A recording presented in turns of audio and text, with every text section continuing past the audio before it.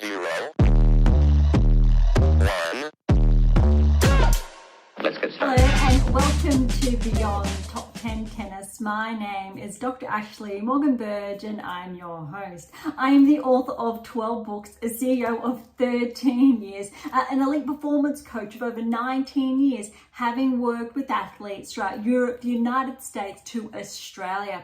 I am the world's leading scientist on coach and athlete performance, specifically behind how to develop a top 10 tennis ranking. My work includes everything from mitigating injuries to conditioning behaviors that set a player up long term for the long game towards a top 10 tennis ranking. I'm behind theories from the optimal performance theory, optimal behavior for optimal performance, the barrier breaker, the rule of transference to the golden rule. And an additional fun fact is that I'm also the founder of a startup set on data privacy that provides a space for tennis players and others to interact around their game and so much more. As has become custom, each episode we dive into the latest rankings and results on the WTA and ATP tours and deliver new data implications as shared in my latest release, How to Develop a Top 10 Tennis Ranking, with over 100 episodes now to date. But welcome to a special edition for the US Open Championships. If you've been with us for some time now, thank you so much. You know what we're all about. Hopefully you're familiar with our special editions as well and really what they're all about. If you are new, welcome and thank you so much.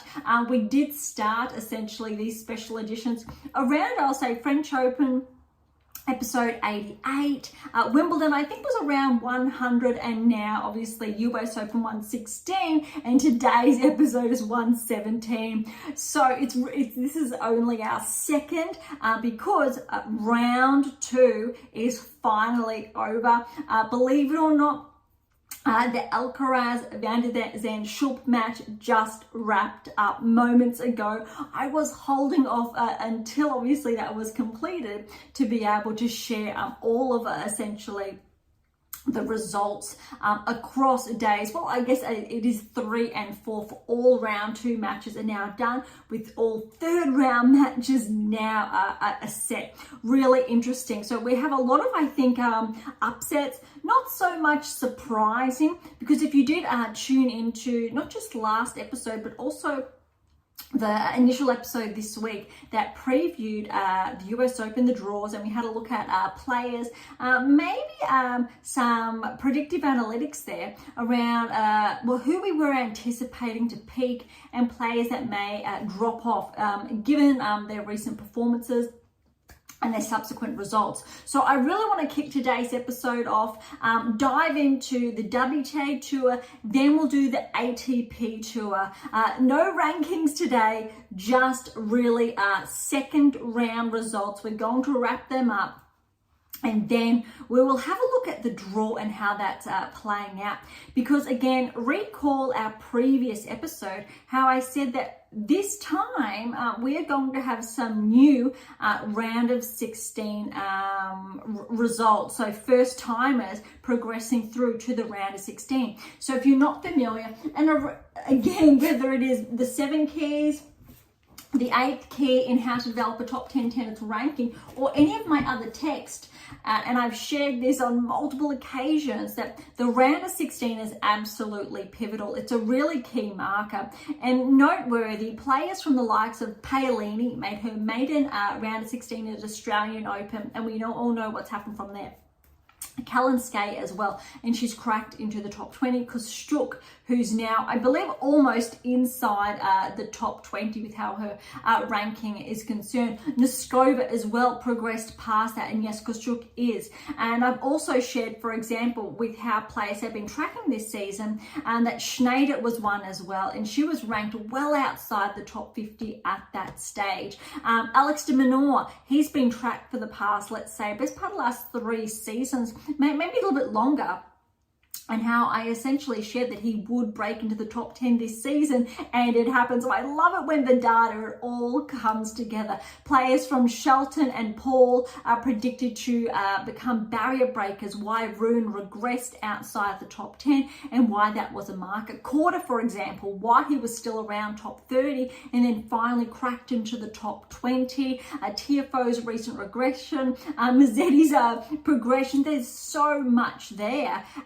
And we have countless, I think, key pieces, analytics, data points on so many players, especially inside the top 100 on the WTA Tour and ATP Tours, and whether or not they're progressing, regressing, and why they're potentially earmarked to progress at the Grand Slam level or regress. Also, when we take into account the historical implications, but also we have I have a continuation, if you like, of a longitudinal analysis. I published that work in the What Is Your Game Missing series. So what is your game missing? What is your game missing now? And what is your game missing to win? There's around, I think, 6 to 8 years accompanied in that. And then we've grown to, I think in the 7 keys was just in the background, 10 years, and I think a new release will be let's say available, fingers crossed, maybe in 2 to 3 years time, when we have enough data to really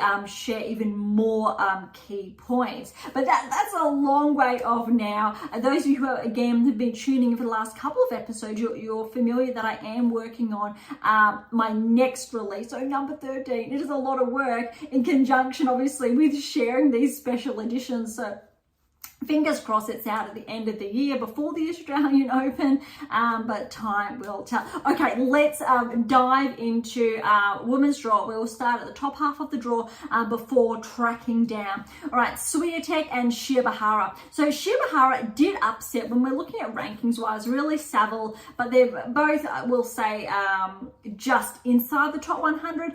Shibahara's ranking, though, I will just double check because I know Saville is just inside the top 100. So yeah, Shibahara, I believe she did have to qualify for the US Open. She's ranked just outside the top 200. And so we know after obviously progressing or making her way through the first round, she will get some really good ranking points. Hopefully maybe not inside the top 100, but thereabouts. So that's a really good start for her season. And look, Swiatek, she had a bit of a slow start first round against Rakimova. She really did push Swiatek. And again, I shared that I believe it was Swiatek's only 4th or 5th match back on hard court. So she was really working her way into the match, in contrast to, say, the likes of a Sabalenka to Pegula, who had played a lot more on the surface over the past couple of weeks. And I really was anticipating, hopefully, if Swiatek was to find her form, a more clean-cut scoreline. So I did share that in the previous episode, and this is what we wanted to see. Love and 1. Good scoreline, takes nothing away from Shibahara there. And that said, Swiatek did play like the number 1 in the world. And really, that's what we want to see at this stage. Hopefully, she can keep that up. But her 3rd round encounter, she will have Pavlyuchenkova. And I think it's often forgetting that Pavlyuchenkova has been a Grand Slam finalist previously. And she has been around for a number of years, essentially inside the top 20, even though I think she is the 25th seed, so a little bit of a regression, but she has been able to maintain that hold in that ranking range, so she could cause some problems there, but we'll dive into that later. All right, Pavlyuchenkova had a good win over Cocchiaretto. However, Cocchiaretto has been tracking this season, so it's not surprising it did go to 3 sets. 5-7, 6-1, 6-2. All right, Andreeva and Kruger. Andreeva, 21st seed, she has a huge year, whether it's from her performances at the bigger events or Wimbledon, French Open. We know how those results have been rapid fire. Now, I need to underscore this. This is actually a good metric.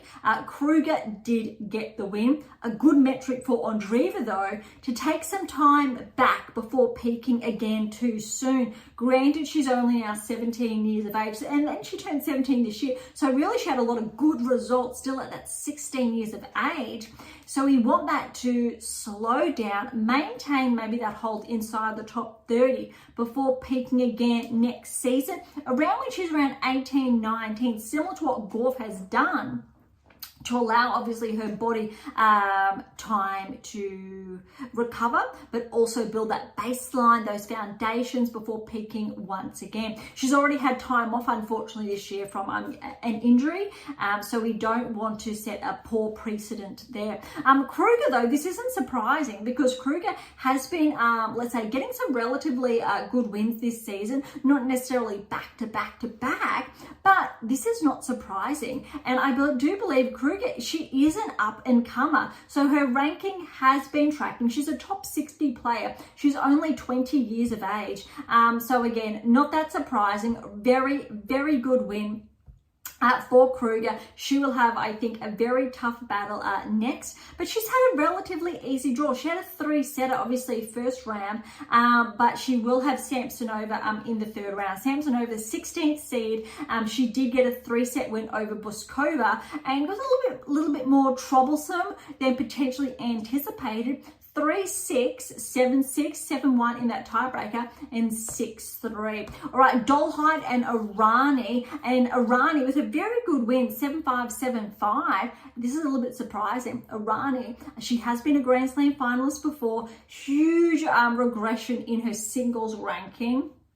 She's obviously an Olympic doubles medalist with Paolini, but Dolhide was potentially the favorite. She upset Collins in 3 sets. Irani has had a relatively, I'll say, smoother run, and this was very, very impressive for Irani. And look, she's into the third round. I think this has to be her first third round performance in a number of seasons, obviously given her current ranking as well. This result should push Irani closer towards, I'll say, inside the top 70, maybe top 60, 50, depending how she goes next. But she will play Schneider, who got a win over Torsen 4-4, but Schneider is absolutely favourite. She has been earmarked even prior to the US Open. I did share that it's not going to be surprising if Schneider does make her maiden Grand Slam round of 16 result, potentially a quarterfinal, depending how the draw does pan out. When we will have a look at that later. But look, with that win over Torsen, very good win for Schneider. Remember, this time last year, I think she was potentially ranked outside the top 100. She's been having a stellar season. If you've been, again, listening to those our episodes for some time and our weekly updates on the WTA ATP tours respectively, and how I do share those smaller events, so the 125s, for example, from time 250s, because some players who improve there, they do end up performing very well in the bigger events, so the 500 and the 1000 Grand Slams. Schneider was one of those players. She started notching up those wins in those smaller events, the titles. Then she got another big title to her now. Already 2 titles, I believe, maybe 3, but let's stick with 2 this season. Huge season, former NCAA player as well, and it really underscores when you get that number of matches under your belt and you're able to maintain that peak level of play over a lengthier season. It really does help. Obviously, professional circuit, very different and obviously lengthier, but it's saying that those couple of years prior, obviously, to cracking on tour, obviously has helped Schneider. Collins was a former NCAA player as well, really underscores that as well. And there's a number of them. Many years ago now, I did play in the NCAA as well. Even though I am based in Australia, I did travel over there and I did reside there on the East Coast, though that's another story. Okay, as we move down, Buzzaz Meniero. Bulta is the 31st seed. She was favoured. She was ranked inside the top 30, historically predominantly outside the top 30, inside the top 50. She really she had some peak performances with that title. I think it was in California, San Diego this year, but her results have regressed since then with her ranking. Even though it is 31st seed, she wasn't able to hold on to that let's say that top around that top 30 ranking range. Buzzaz Meniero, big upset here, 5-5, and she will play Pegula next. And look at this, Pegula, Kenin, this was always going to be, look, Pegula was favourite, definitely. She's top 10. And only, ironically, recently, have her results been correlating with her performance. All season long, Pegula's performance has not been, I can't stress this enough, has not been correlated with her ranking. So she was not, let's say, inside that 8%. The rankings were skewed. However, very interestingly, and it's very similar for Zheng as well, even though she was the finalist at the Australian Open, absolutely no results essentially this season were correlating with that up until the Olympics and gold medalists. So this can happen. All of a sudden, players do peak out of the blue. They do find that form. All they need is a couple of matches under their belt and they get going. Badosa's another one, despite her current ranking, but we will get to that shortly. But Kenin, she had a huge win over Raducanu first round, even though on paper she was favoured as far as rankings are concerned. But when you're looking at performances and those back-to-back-to-back wins, Raducanu, I would say, was favoured. Pegula, however, in this case, was favoured. Despite, yes, Kenin has a slam to her name, Pegula has been peaking of late. And maybe, just maybe, she's on track of having her best Grand Slam performance yet. 7-6, so 7-4 in that tiebreak, 6-3 to Pegula. You can see though how tight that first set was. You really need to give it to Kenin. If Kenin can maintain this form, and I really hope she can, potentially she could get a deep run next Grand Slam, which I can't believe we're already talking about now, 2025 Australian Open. But potentially, if Kenin maintains this level of play, she could finish the year strong, maybe top 30, but she needs to solidify that baseline, that peak performance, and really deliver. Okay, Rybakina Ponce. Unfortunately, this is really heartbreaking for Rybakina. We know she split with her coach prior to the US Open. They had a relatively long-term partnership there. She has not been, let's say, given the best hand of health this season, unfortunately, and she had to withdraw again because she does have an injury. That's all she was able to say. There was no details essentially shared in that respect. So Ponce, this is absolutely huge for her.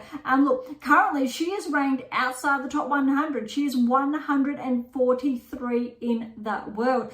She's 27 years of age, and this is obviously an absolutely stellar result for her, and this is an absolutely significant opening. Now recall, I did say we would potentially have some new, and I have to understand, new players reach the round of 16, and potentially Ponce is in the running. The other player or her opponent in the third round is going to be Wozniacki. Wozniacki with a good win over Zarazua, 3-3. Wozniacki finally seems like she is winding back the clock. Sure, she came out of retirement and started this year at the Australian Open.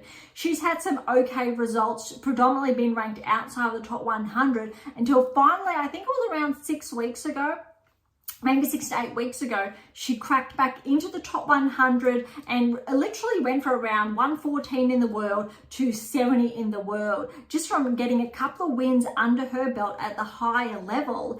And all of a sudden now, she's in the third round of the US Open. Look, she wasn't playing the best tennis when she did come back. There was a lot of, I think, noise around really saying that her level of play could beat the best in the world, because she said essentially that the level of the best players in the world was not that good. I have to obviously say I completely disagreed with that, and her ranking showed. Looks like she's been putting the work in the past, I'll say 6 to 9 months now. She's finding that next level. So that's really interesting. And you need to favour Wozniacki over Ponce, and she could be the new player in that round of 16. Obviously, she's been in the round of 16 of that at that Grand Slam level previously, but historically, Wozniacki was #1 in the world without winning a Grand Slam. I can't stress that enough. So her #1 ranking did not correlate with those results. Obviously, later on or thereafter, she did win a slam, but historically, there is a limited correlation over a longer period of time. But it'll be very interesting. Obviously, Ponche has not had that match now, but that really opens up the draw, clears in a little way that semi-final potentially result where she would have played Swiatek if obviously the top four do progress respectively. And now that place has really opened up, but we will get to that later. Okay, Haddad Mayer, 22nd seed over Sorobes Tormo, 2-1. Haddad Mayer is playing very good. Look, first round, she lost that first set over against Evanescence, but she came back love and 2. So this is a very good performance. She's maintaining that level of play, a little bit over an hour, and she will play Kalinske, the 15th seed next. You really need to, I think, look at that being either or, because Kalinske had a very good win over Bondar, 2-4. Kalinske has been playing some very good tennis, but I'd potentially argue that Haddad Mayer is on a bit more of a peak than Kalinske in respect to her results over on the hardcourt season, also over the past couple of weeks. However, Kalinske, she is that breakthrough player as well with Paolini this season, and if Kalinske goes deep again with a round of 16, potentially quarterfinals run at the US Open, which I think she's more than capable of because she was able to do that at the Australian Open, she may very well become a barrier breaker this season, but would be inside that 2% in contrast to that 8% where Paolini has solidified herself there. But very interesting. I'll try not to get ahead of myself, but that's going to be, I think, one of the really interesting third round matchups. Next one, and again, this match finished shortly before, or just before Alcaraz did go on court with Van der Zandschulp. Makova Osaka, it had to be one of the biggest second round encounters. I was on the edge of my seat watching this. Look, on paper, you actually still had to favour Makova. Osaka's been back for less than 12 months. Makova has been back in play for, I think, the best. She came back at the French Open for almost 3 months now, let's say. Osaka obviously has been playing more tennis. She came back around the Australian Open, I believe. But Makova had only, say, 6 to 8 months off tour. Let's say go with that 6-7 months off tour with that wrist surgery. Makova's very different. She gave birth to a baby, and how to be able to recover from that after coming back so soon, it's obviously incredibly hard, and the best players in the world cannot do it. Every woman's body is different, and how they recovery, how their training obviously picks up. Some players are incredibly lucky, others not. There's a lot more to that. Physiology, biology, genetics, etc. But Osaka had been playing very well. You need to remember, she defeated Ostapenko at the 10th seed in the first round, 3-2, almost relatively easy. It was just over an hour. So when we're looking at that and what she was able to deliver almost against Swiatek at the French, for example, she can beat the best players in the world on any day if she is on song. Makova, however, was top 10 despite playing no tennis all season prior to the French. Because she wasn't able to defend her points, she regressed. She's still ranked inside the top 50, I do believe, at this stage because of that ranking regression. However, obviously after these wins, she will progress. And I'm just checking her ranking. So just outside the top 50. So she is 52, but that's relatively recent. She was inside the top 30, then had a relatively steep regression, but that's because of not being able to defend a number of points. So on paper, it was very, very close. You had to actually give it to Makova because of her results of late, whereas Osaka has struggled to get back-to-back wins. And that's probably the hardest part of it all, because Makova has that level, but Osaka, she can bring it. We know she has 4 Grand Slams to her name. And in all fairness, we have to go Osaka, if she got those back-to-back to wins, she's top 10 status. She really is. We know she's capable of winning a slam. But what happened here? Osaka, she had 3 set points. Nerves, I will say, got the better of her. Wasn't able to close it out. Makova did get the win 6-3, 7-6, 7-5 in that tiebreak. Osaka was leading in that tiebreak. Makova, I think, was too good. She just played more cleanly. You were able to see in that first set, Osaka's level did begin to drop around that, I'll say, 4-3, where Makova did get that single break. And then second set, Osaka was able to bring that level back up, and she really looked like she was in the lead and she was going to win it. She was about to close out that set. She had those set points. Makova, she just stuck to her game plan. Very, very close. You need a... Well done to Makova for being able to close that out. Nerves of steel. But look, Osaka should be incredibly proud of herself for that level of play. And it was over an hour and a half of play. She will play Potapova next. So Potapova with a good win over Levchenko, 6-3, 6-4. That part of the draw has opened up because Fernandez, the 23rd seed, Potapova did take out in the first round. Putintseva, the 30th seed, with a good win over Wang, 6-1, 7-6, 7-4 in that tiebreak. And she will play Paolini next. And look, Paolini got through against Pliskova. Only 3 points. If you haven't tuned into or you haven't read about that match, it was literally 3 points of play. Pliskova unfortunately rolled her ankle, I believe, on a point or return to serve, whichever did happen, and she was no longer able to continue play. The medical team came out. I have not seen that before so early on in a match. That's absolutely heartbreaking. I honestly thought this was going to go to 3 sets. And look, Paolini had that huge win against Andreescu, which almost went for 3 hours in that first round. And look, Pliskova's win over Sheriff, it was over 2 hours. But Paolini was favoured. That said, that's very heartbreaking for Pliskova because it was definitely going to be very tight. And if Paolini had not fully recovered, I think, from that Andreescu match, you had to give Pliskova a chance there. So Paolini's going to have the fresher legs against Putintseva. You need to favour Paolini there. But Putintseva's playing some very clean tennis. She did take out Noskova, but Noskova was not seeded for the US Open, but she is top 30 now. All right, Krejcikova and Rus with the E.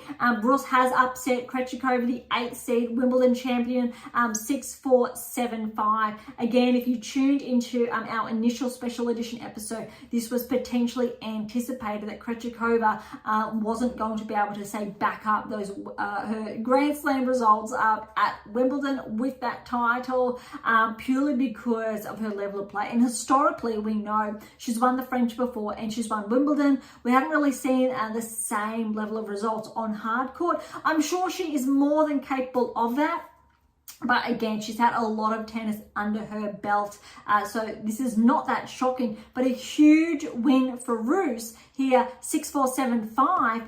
And she will play Badosa. So one of these two players are going to be new for the round of 16. Very, very significant. Badosa with the win against Townsend, 6-3, 7-5. Now, Townsend has been able to pick up her game, her singles game. Her doubles game has been on fire. So that's not what it's about. Her singles game did regress and she did struggle to get back her ranking inside the top 50. She's now at a singles ranking high with that ranking range. And she was potentially favoured to maybe push that to 3 sets against Badosa. But look, Badosa was ranked similar to Wozniacki outside the top 100. I believe even higher than that prior to the start of this season. She obviously has had a lot of injuries. I don't believe she was playing the US Open this time last year, and we weren't sure if she was coming back. That said, really important, even though it is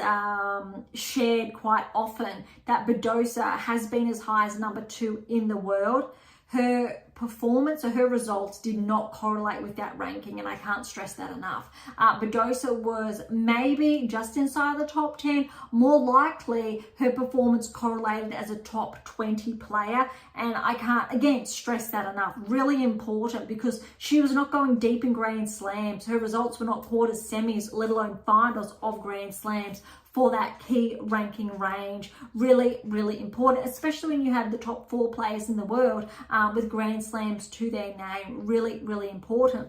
At that time, I think Barney was number 1 in the world, Swiatek maybe 2, 3. Obviously, Badosa's results do not correlate even with that playing field. However, really, really important as well is Badosa this season, her metrics have improved. This is the best I've seen Badosa play. So even previously when she was playing, no. Now how she's playing is good. She's been able to even push Sabalenka to 3 sets and come very close to winning against someone who's obviously one of the best players in the world.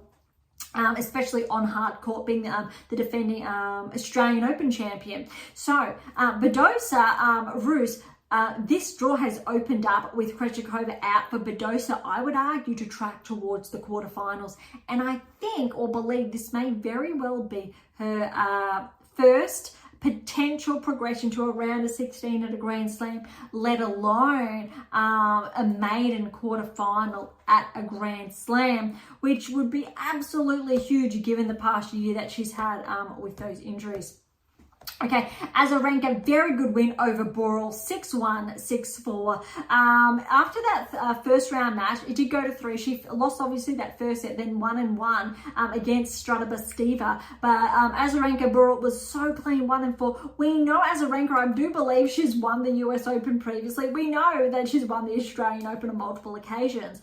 So hard court is Azarenka's favoured surface. She will play next in the 3rd round, Yafan Wang. Now, what's really interesting here, Wang defeated Parry 6-love, 6-4, huge, playing really, really clean. But Yafan Wang was the one who beat Sakari first round 6-2. Obviously, it didn't fully play out because Sakari did unfortunately have to retire.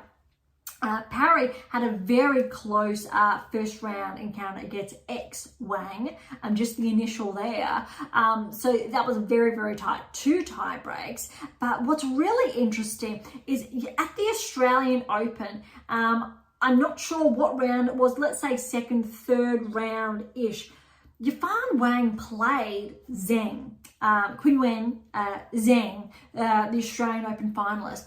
And when these two were playing, Yafan Wang, I do believe, was literally 2-3 points away from that win. It went to a tiebreaker, I recall, in that 3rd set. It was very, very close. Obviously, Zheng went on to become a finalist. And Wang's results were almost forgotten. I was so impressed by Wang's performance and her results. I wrote an article about that, and that's available on AIM International if you want to have a read up there. It'll be back in January in those the catalogs or the archives there. But this is going to be tough. Azarenka is definitely favoured here on paper, all the metrics, etc. But Wang definitely could push Azarenka to 3 sets, and given what happened at the Australian Open, I will not be shocked if Wang gets a win there. I am rooting, well, for both of these players, because it would be absolutely stellar for Wang to get a round of 16 result. But also equally, it'd be great to see Azarenka back in the round of 16. But you can see how the draw is opening up for players that initially, when the US Open started, weren't anticipated if the seeds maintained their level of play with their ranking. But obviously that was not the or has not been the case. All right, next is a little bit more straightforward. Navarro over Rus without the E, 6-1, 6-1. Navarro is playing solid. Some of the best tennis I've seen her play ever. She's been tracking all season long. She is earmarked to become a barrier breaker this season, so to crack inside, cross the threshold into the top 10. This level of play is what it's all about. Obviously, with Ostapenko and Collins out, Sakari out, really opens up as far as points are concerned for Navarro if she continues to progress to get a top 10 ranking post US Open if she's able to maintain this level of play. However, She will play Kostruk next, the 19th seed. Kostruk got a good win over Dart. 7-6. That first set tiebreaker was 12-10, 6-1. Very impressive for Kostruk to really hold her nerve in that first set and then to close it out in the second. But Kostruk has been tracking. She's another player from the Australian Open that passed that round of 16 hurdle, and obviously we started tracking her results. Cracked into the top 30, then has recently cracked into the top 20 and has been able to hold her own for the last couple of weeks around that ranking range. I think this would be a very good test for Navarro. It could go actually either way. If Kostruk gets the win and goes deep, she will potentially be around, I'll say 13, 14 in the world and really be in line to become a barrier breaker next season. This is what our predictive analytics, what I would potentially suggest. But Navarro really is favoured with how clean she's going. But I'm really looking forward to this match. One of, if not the third round encounters to pay attention to.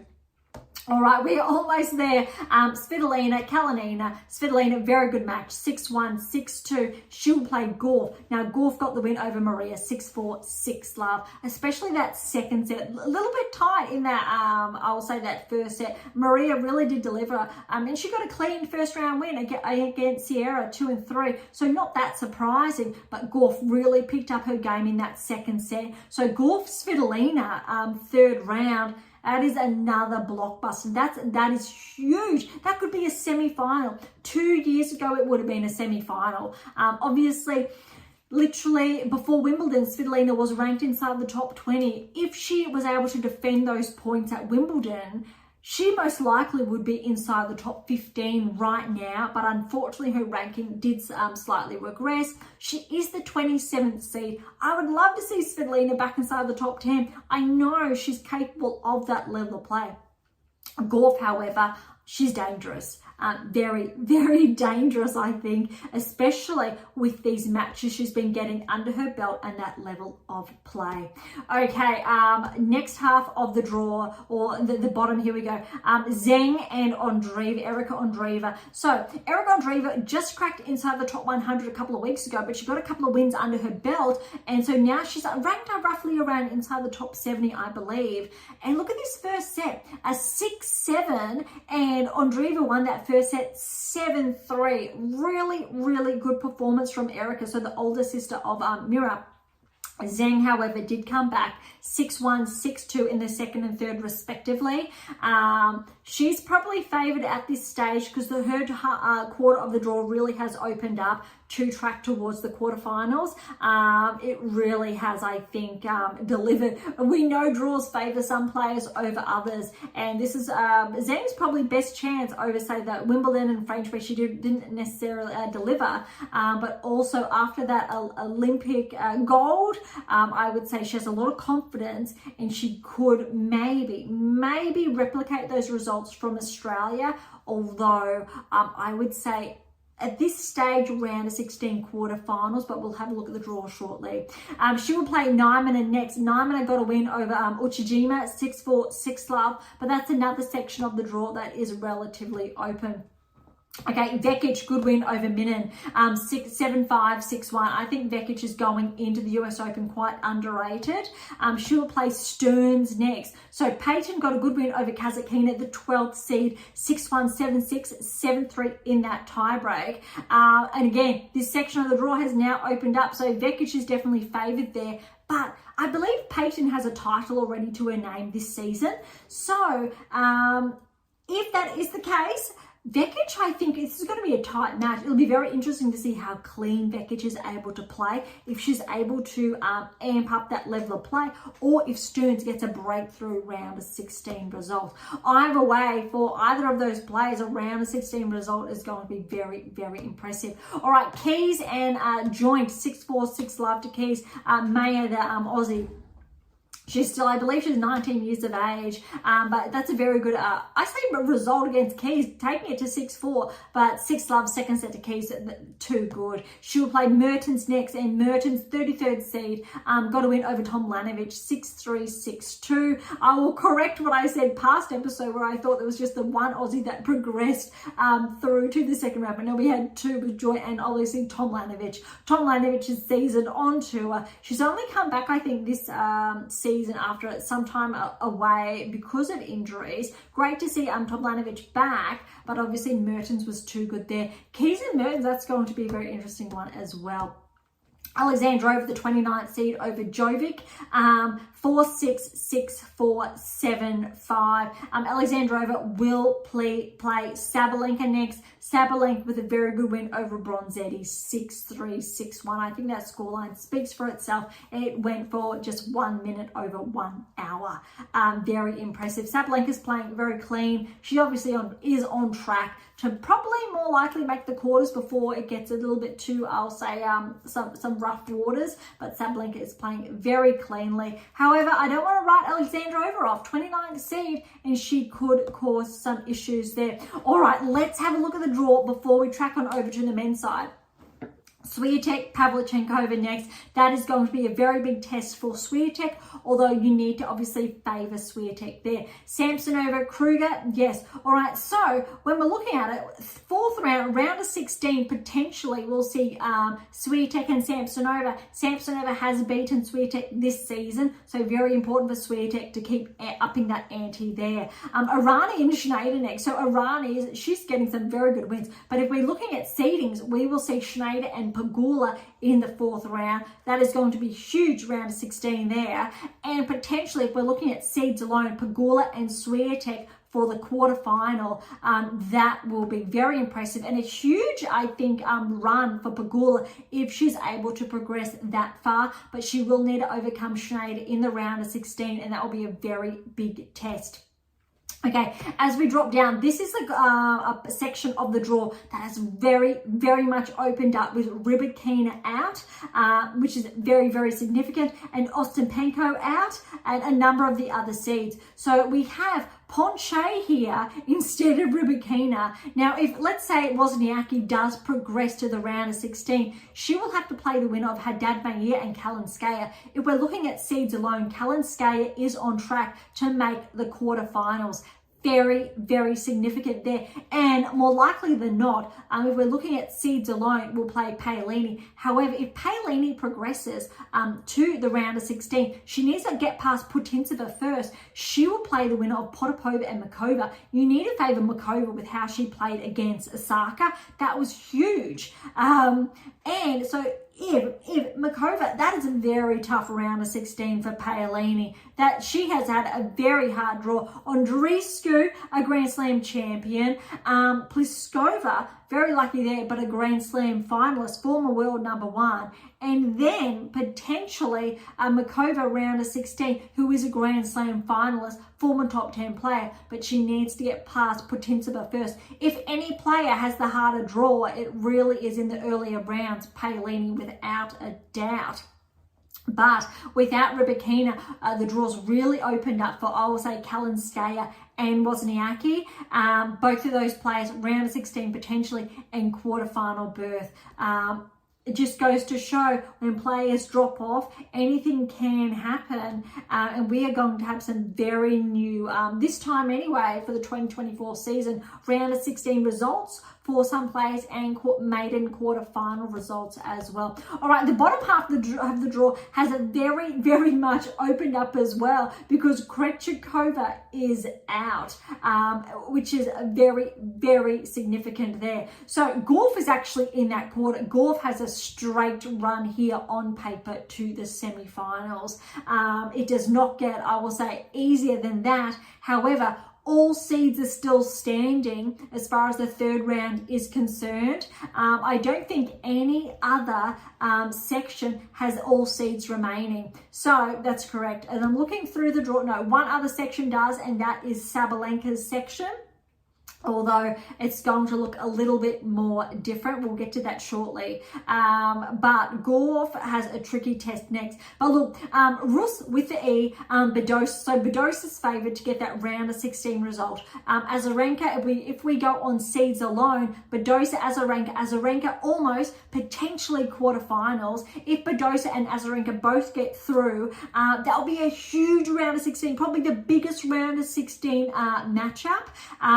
I need to root for Azarenka because of it. I will say she's one of the older players now on tour, in her early 30s. But look, in reality, that's not old. We have a lot of young players on tour. That said, that'll be very, very huge. But look, either player that will really push them both, either or inside the top 20 once again, depending how far they progress. But look, if Azarenka or Badosa, they're favoured in that top quarter now with Sakari out and Krejcikova, which means Badosa or Azarenka, again, just seeds, could make the semi-finals. So then Gorf would have to play one of those players. So a very exciting potential lineup or progression for that top half of that quarter. So when we drop down to the next quarter, all four seeds are still in action. Navarro, Kostruk, Svitolina, Gorf, jam-packed third round matches. Now, if we're looking at seeds alone, Navarro and Gorf then are favoured to progress round of 16. That is going to be a very, very tough, I think, round of 16 lineup for both of those players. I think Navarro has a win over Gorf already this season, but that is going to be tough. Navarro then and Gorf on paper are favoured quarterfinals and then eventually obviously semi-final. Again, seeds alone, granted that Azarenka, Badosa are seeded higher in that respect. But that's a very interesting, I will say, half of the draw. But we're going to have players that were formerly at their peak, so ranked inside the top 10, progress. We'll see them back in the round of 16, potentially quarterfinals. Very exciting. All right, bottom quarter of the draw is going to get interesting. Look, there is no more Kazakhina, which has really opened, I think, the draw up for Zhang, because Zhang does not have a seed next. So Zhang potentially, she progresses through the round of 16, let's say, again, on rankings, she will play Vekic. That will be a rematch, wow, of the gold medal match. That is going to be a blockbuster, purely because I'm curious to see if Vekic can get a bit of revenge there from Zhang from that gold medal match. That'll be very, very impressive round of 16 there if both of those players get through. If not, we could see some very new players make their round of 16 debut, whether it's Stearns or Nymana. However, I do believe Stearns could have made the round of 16 last year, so I will stand corrected. That could be an if or maybe. From that, I don't have the historical data in front of me. Keys, Mertens, Alexandrova and Sabalenka, all four seeds in that bottom quarter. So Keys and Mertens, Alexandrova, Sabalenka. Keys, Sabalenka favoured to go through on their rankings alone. So that's actually very, very huge, because Keys and Sabalenka in that round of 16 is going to be very troublesome. Sure, I said earlier that Paolini has had the hardest earlier part of the draw, but this later part of the draw, when we're looking at round of 16, Gorf, Navarro potentially in a round of 16 lineup, and Keys and Sabalenka in a potential round of 16 lineup, that is absolutely huge. But look, Paolini and Makova potentially round of 16, again, going on rankings and performances alone, just wow. But look, I also want to say Swiatek, Samsonova round of 16, where Samsonova has a win over Swiatek this season. That's going to be significant. Pegula potentially and Schneider, but very, very significant. And Kalinskaya, we've touched on, could also make another well, I'll say debut, but she's already made that we know the round of 16 at the Australian Open. Really good to see her back, but it's going to be very interesting. Wozniacki could be her very first round of 16, potentially quarterfinal result since she's been back. So potentially her last, I think, quarterfinal result was maybe 5, 6, 7 years ago. Very, very big. Okay, that wraps up the WTA Tour. That was huge. That was a lot. Thank you for bearing with me. Okay, ATP Tour, here we go. Sinner, good win over Michelson. This could have been actually a little bit troublesome for Sinner. And first set a little bit there, 6-4, but then Sinner really cleaned his game up, 6-love, 6-2. And if you've heard the news, this draw, this half of the draw has very much opened up for Sinner. O'Connell over Bellucci, huge win for the Aussie O'Connell here, 4 sets, 6-3, 6-4, 3-6, 6-3. Well done to O'Connell, who will play Sinner next. This is an upset. Diallo overfills the 24th seed, and we know his recent results from Wimbledon. Big upset by the Canadian, 7-5, 6-7, 3-7 in that tiebreak, 6-4, 6-4. He will play Tommy Paul next, who got a straight sets win over Purcell. Unfortunately, Purcell did have to retire in the third set, 7-5, 6-love, 1-love. That's heartbreaking because we know Purcell has a Grand Slam to his name, maybe more than one in doubles, and he's really been picking up his singles game. He has been progressing. A little bit heartbreaking there, but Paul, he's going to be dangerous, especially since he's in Sinner's path. Kokkinakis, Borges with the win there. On paper, Borges was favoured. He's ranked just inside the top 35, 6-4, 7-5, 7-5. But look, Kokkinakis had a huge first round win over Tsitsipas to be super pumped about. School Kate, he's ranked just inside the top 100. The top 200. I think he's around 193 in the world. Breakthrough result here.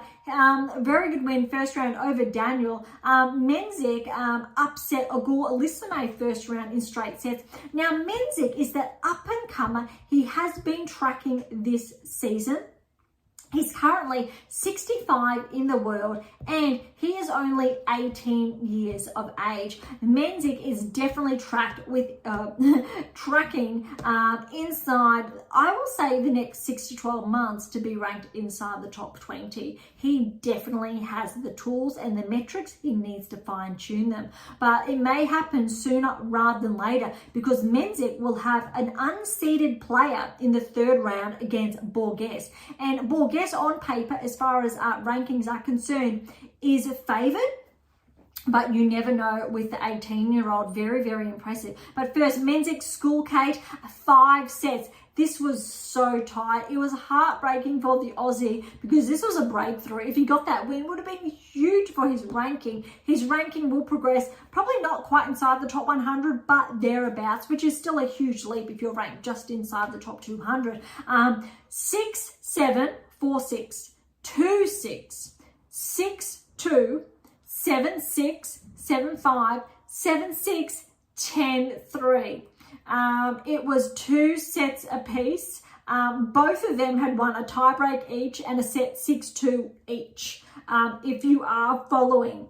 And the 5th set was a tiebreak, went to obviously best of 10 points, 10-3 to Menzik. That's a heartbreaking for that Aussie School Kate, but well done to Menzik. And so we're going to have a first time round of 16 player in the men's side, whether it's Borges or Menzik. The winner of that third round encounter will progress there. Very, very exciting. We've seen a lot of that on the women's side, but it's time for the men's and those breakthrough players. Okay, Kaboli over Bergs, the 31st seed with that win, 4-6, 6-3, 7-5, 6-3. He will play Medvedev next. Medvedev's being very underrated here. Good win over Marazin, 6-3, 6-2, 7-6. That tiebreak was 7-5. Medvedev, I believe, was last year's finalist. It's going to be, I think, tough to beat Medvedev. I want to really have a look at the draw later because Medvedev and Sinner, that is going to be one to watch. Okay, again, as I shared at the very beginning of today's episode, Alcaraz, Van de Zandschulp. Van de Zandschulp upset Shapovalov in that first round. Shapovalov's former top 10. He's been trying to make his way back. And he had a straight sets win over Shapovalov, even though Shapovalov has recently been tracking. Van de Zandschulp has also been, I will say, showing up this season, not really tracking as, very clearly. He's ranked inside the top 80, I believe, around 70, 72 in the world. Alcaraz, definitely was not playing his best tennis. This match went for a little over 2 hours, 2 hours, 19 minutes. Check out this scoreline. 6-1, 7-5, 6-4. Now, I have to confess, I did not watch that first set. And when I went back to watching this match, I actually misread the scoreline, and I thought it was Alcaraz up 6-1, and I thought, oh, this is a very clean match. And then I had to take a second look, and I thought, oh my goodness, it's 5-all in the second set. Wait a minute, Alcaraz went down in that first set. So Alcaraz was able to find his form, I think, again in that second set to get obviously to 5-all. Van de Schulp held his own and was able to maintain that level of play. Very, very impressive. All right, Diaz, Acosta, and Draper. Draper will play Van de Schulp next. Draper's the 25th seed. This is going to be a bit tricky, but very good win for Draper over Diaz, Acosta. 4-2 and 2, a little bit over 2 hours there. Manarino, Goffin. Goffin with a win there. Goffin's former top 10 player. He is turning back the clock with a third round appearance now. Look at this scoreline. 6-7, 8-10 in that tie break. Then Goffin 6-3, 6-2, 7-6, and that tie break was 7-1. Okay, Macaque Korda. This is an upset. Korda is the 16th seed. Macaque has been tracking this season 4-2 and 4. Macaque will play Goffin, and you really need to favour actually Macaque, even as rankings are concerned, because he is ranked inside the top 50, 39 in the world. However, look, Goffin, it's great to see him back. Great to see him at this level of play. He's even been qualifying this season for events. So I really want to root for Goffin to see his ranking really skyrocket again, because it's great to see players who have regressed to make those inroads again. A lot of work involved, but a very big upset there from Macaque Korda. It'll be very interesting to watch.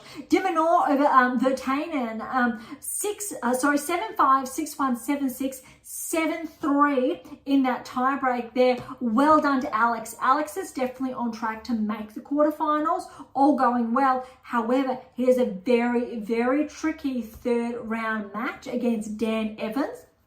He's not seeded. He has been inside the top 30. I believe even top 20, but Dan Evans can be a dangerous player, and he got a good win over Navone, straight sets, 4-3 and 3. And remember, Evans and I will third time lucky, Kakanikov, a 5-set match went over for 5.5 hours, a little bit more, the longest tennis match at the Open era in the US Open. So luckily he had that straight sets win in the second round, but he will play Alex third round, and that'll be a tight one. But if Alex is on his game, he should be able to get through. Analdi, the 30th seed over Switzerland, 2, 4, and 4. Thompson, huge upset, 7th seed. Hercax is out. But again, if you tune in to our early episode, this was potentially predicted as well. Thompson has been tracking this season. He has been progressing. He's ranked just outside the top 30. He just missed out on a seeding.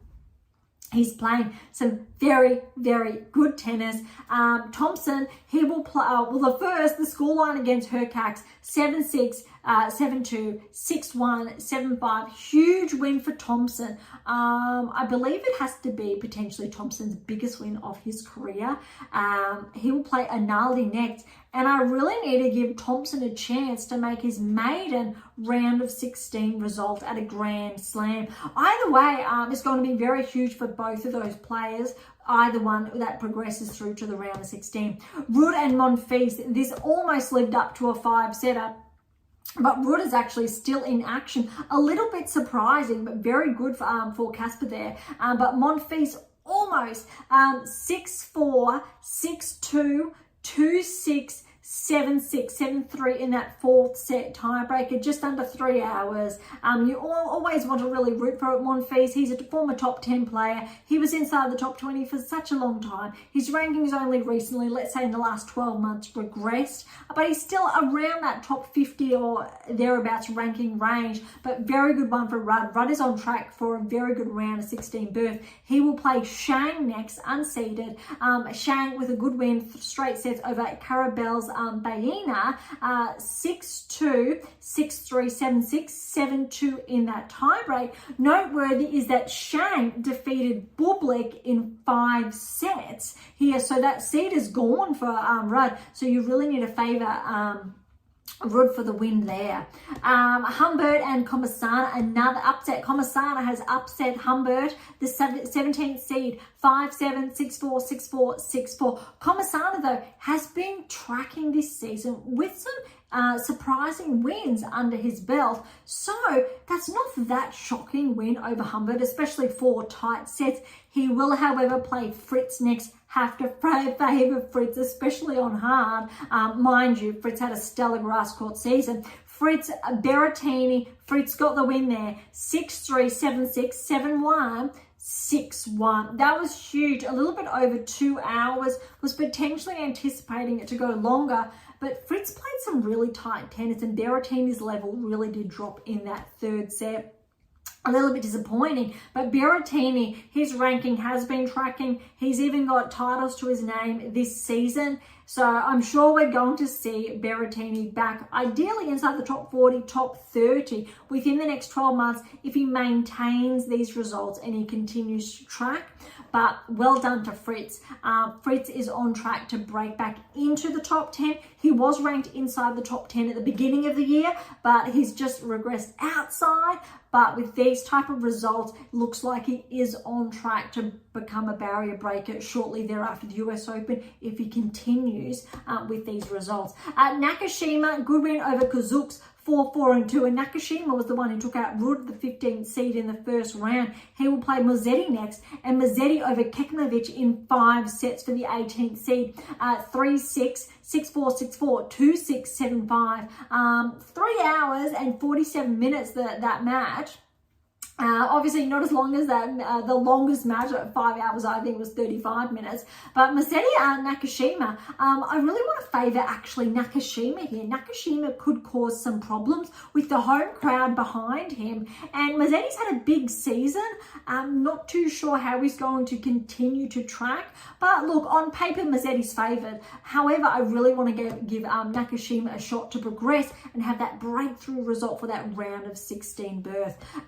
Serlundo Echeverry has upset the 29th seed, 6-3, 4-6, 6-4, 1-6, 6-3, just over 4 hours. Very, very big win for Echeverry, who will play Zverev next, and Zverev over Muller in straight set, 6-4, 7-6, 7-5, 6-1. Zverev is being, I think, underrated / understated. He is, however, I believe, in Djokovic is half of the draw. If those two do make the semi-final, that will be a blockbuster.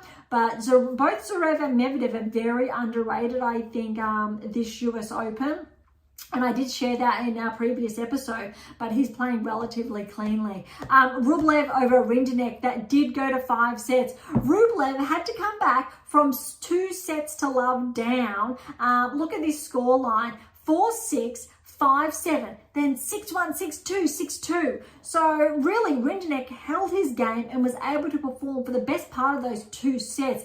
And then he wasn't able to maintain that level of play. And Rublev, and I hate to say it, really started correlating with his ranking with that 1, 2, and 2 in just over 4 hours. And I'm sharing that because predominantly when we're looking at the top 10 rankings on the men's side, Rublev has not been correlating with his ranking consistently throughout the season. He's had some peaks and some drops, and there are some players, for example, ranked outside the top 10.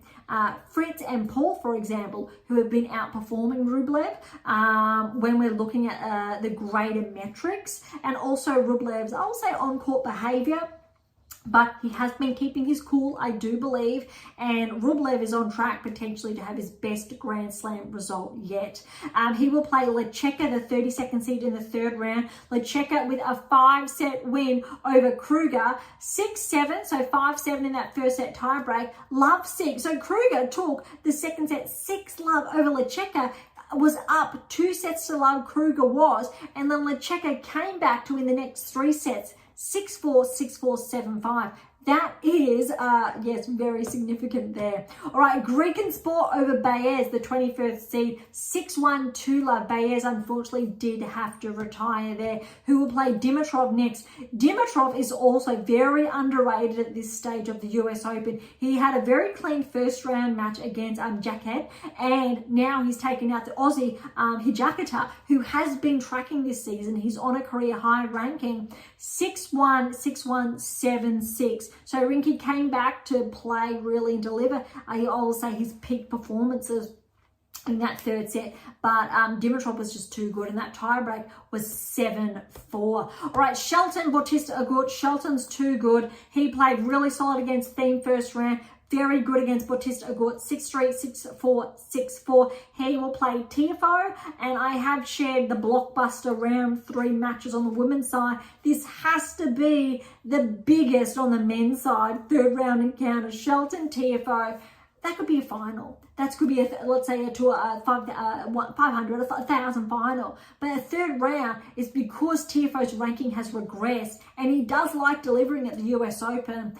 That's tough. I'm not sure who's going to win because we both know both players can deliver. I'm going to give Shelton the edge because not just of his ranking, but because his level of play and his consistency in results this season, in contrast to Tiafoe, he hasn't had the consistency there. But we both know an upset could be brewing. It'll be very, very interesting. Tiafoe had a very clean win against Shevchenko, 4-6-1, 1-love, with Shevchenko retiring in that third set. And noteworthy is Tiafoe only recently broke back into the top 30, and then obviously with that 20th seed. So that's very, very recent, but maybe it's just in time to peak and potentially track towards the quarterfinals. But either way, it's going to be very, very interesting. All right, final 2 matches. Popyrin, the 28th seed. Popyrin is on an absolute peak after winning the previous weeks, but 6-2, 6-4, 6-love over Martinez. The best tennis I have seen Popyrin play ever. He is playing the best tennis of his life, just in time for the US Open and just in time for his encounter against Djokovic in the third round. Djokovic with a very good win over Djeri, 6-4, 6-4, 2-love. Djeri, unfortunately, had to retire, and Djokovic did say he was finding it really tough, but Djeri all of a sudden retired there, which was very surprising. He really was feeling very tough match. It was actually, those first 2 sets went for just over 2 hours, so it was very, very tight. That said, Djokovic and Popyrin third round. I'm not going to be surprised if Popyrin can push Djokovic to 5 sets. But look, if Djokovic plays like Djokovic, like he played in his gold medal match, you need to favour Djokovic. But it will be probably the second biggest blockbuster after the Shelton Tiafoe, I think. Really exciting third round encounter. All right, let's head on over to the draw because we've had a number of seeds drop, including Alcaraz and Hurkacz. So we've had top 10 players drop. Really opened up. So Sinner's quarter, we've just got the 2 seeds really, well, no, in the top quarter here. So Paul's still standing and Sinner's still standing. No seeds yet, but they are on track for a round of 16 results. Let's say favour Sinner then to more smoothly make it through to the semi-finals. But I think he's going to have a really hard round of 16 task against Paul if obviously both seeds do progress. The next quarter has really opened up without Tsitsipas there or Ogor Elisime, which means Borges or Menzik will make a maiden round of 16 result. So we are going to have some new breakthrough players. Medvedev is on paper then to play one of those players in the round of 16 if we're going on seeds progressing. Medvedev and Sinner as a quarter-final will be a blockbuster, and maybe Medvedev will get through, but Sinner, if he plays like he played in Australia, he will progress through to that semi-final, potentially make that finals of the US Open for the very first time. All right, the bottom quarter, we know Alcaraz is now out. This has hugely opened up the draw because Hurkacz is out. That is absolutely huge. Quarter is out. This is Alex's biggest chance, I think, to make the semi-finals. Alex now, without having to play, I will say, Hurkacz in the round of 16, has potentially, and without having to play Alcaraz then in the quarterfinals, has a semi-final berth, potentially against Sinner on the cards. We could see de Minaur progress. I don't want to get too ahead of myself, but I'm going to earmark Alex with the draw if he maintains his level of play and ups the ante. Quarterfinal, and I did say quarterfinals before the US Open did commence, but maybe semi-finals now, because we know what Alcaraz is capable of. Without Alcaraz there as that quarterfinal opponent, Alex could very well progress to the semi-finals. But let's have a look at the lineup. Draper, Van der Zechel. So on paper, we're looking at Draper and then Goffin, Macaque. Let's say Goffin is able to turn back the clock. We are going to have new round of 16 berths at the US Open in that section of the draw. Go down a bit. De Minaur, Evans, that's going to be very tough for Alex. If he can get past that, Analdi and Thompson are going to play. I want to favour Thompson to have two Aussies in the round of 16. A little bit biased there. However, Thompson has been peaking. And let's go with de Minaur to get past Thompson. Either or, I'm not going to be shocked if Thompson causes an upset. He really is capable of a top 30, a top 25 ranking. I do believe that. But look, Alex, it really has opened up. He needs to keep his cool. He needs to maintain his level of play. He needs to go from that peak performance and find his groove to the next, as I've talked about, for example, a Swiatek, Gauff, Pegula, Navarro, for example. Not so much on the men's side because they have been consistently tracking, but we need this from Alex because he has a very different game in contrast to, say, a number of other players which are more, say, power-based. Alex is really movement-based and tactically based, and you need to give him the edge there. Very exciting, not just for Australian tennis because I am based in Australia, but it would be great to see, I think, Alex track, and also we'll see some shifts in the ranking. He was ranked as high as number 6 in the world a few weeks ago, but he did get at number 10 in his seedings. He lost a couple of points because he was sidelined with his hip, but all going well and he's able to stay healthy. That is looking very exciting. Okay, bottom half of the draw. This has also opened up with Bublik out. So Ruud has a relatively straight path, potentially, if we're going on seeds, to the round of 16, where he's looking like he will play Fritz. And we're looking at seeds alone. I really want to favour Fritz to get through to the quarterfinals over Ruud, but that will be very interesting because I think it was this time last year Ruud regressed outside the top 10, back inside just before the beginning of the year. But we know Fritz was in there. I know what he's capable of, but I definitely believe Fritz can get through to the quarterfinals, especially with his recent level of play. Here we go. With Rune out, Mazzetti really has opened up for that round of 16 berth against Zverev. So if both seeds do get through, that's going to be a blockbuster. Mazzetti and Zverev round of 16 is going to be absolutely huge. Definitely one to watch. But we're looking at Zverev getting through then to the quarterfinals against, say, Fritz. And that will be, I think that's going to be a rematch from Wimbledon, where Fritz did get that win. And I think Zverev got the win at the French Open, thereabouts. But those two have a little bit of history, and I think that'll be a really exciting match if those respective seeds do progress. All right, the bottom quarter, Rublev is still in play, and so is Djokovic. Rublev and Djokovic are on a collision course for the quarterfinals if we're going on seeds alone. However, Rublev will have Dimitrov potentially in the round of 16, and if Dimitrov plays his current level and ups the ante, Dimitrov may very well be able to upset Rublev there. Shelton, TFO, irrespective which one of them progresses, and let's say Djokovic does progress, that is going to be the biggest round of 16 match. If it's Shelton, I believe Djokovic and Shelton was at quarter semifinals last year, US Open. Shelton had a huge run, or TFO.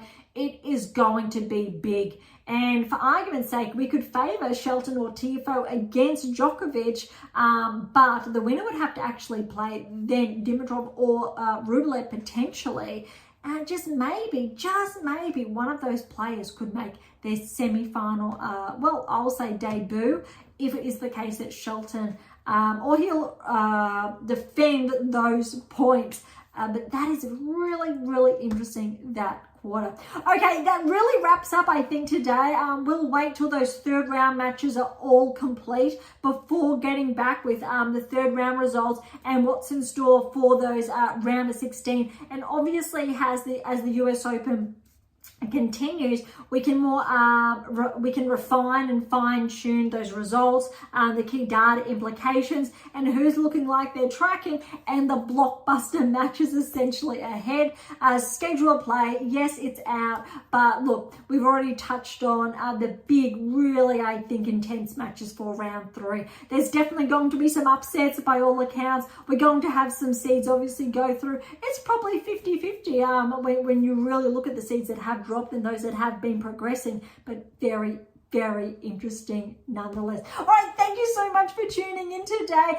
To grab a copy of How to Develop a Top 10 Tennis Ranking or the 7 keys there, head on over to AMA International or Amazon, irrespective where you're based in the world. For any comments or questions, head to AMA or Topic Thread, the social platform set on data privacy, or leave comments directly on YouTube or Spotify. To interact with Beyond Top 10 Tennis, head on over to AMA International, or you'll see all our social handles in the episode notes. To catch up on our blogs, head on over to AMA International and look for our blog tab, or head on over to Substack with all links in the episode notes.